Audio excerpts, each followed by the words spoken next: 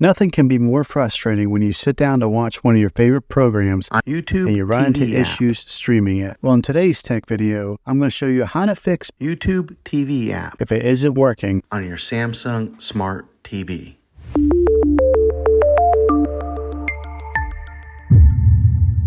Let's see if we can fix your problems and get YouTube TV app back up and running as quickly as possible. The first one, it's the easiest one to try, and that's to unplug your TV from the wall outlet and wait 60 seconds. Now don't be impatient here.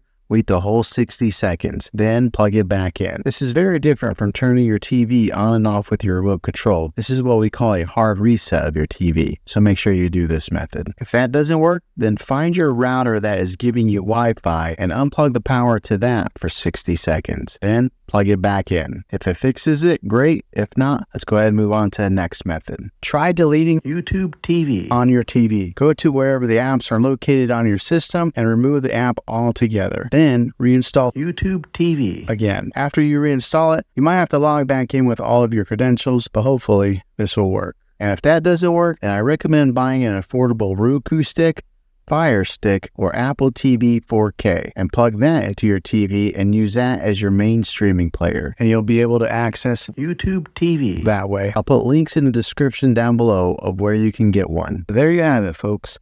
If this video was helpful, go ahead and click a thumbs up on it.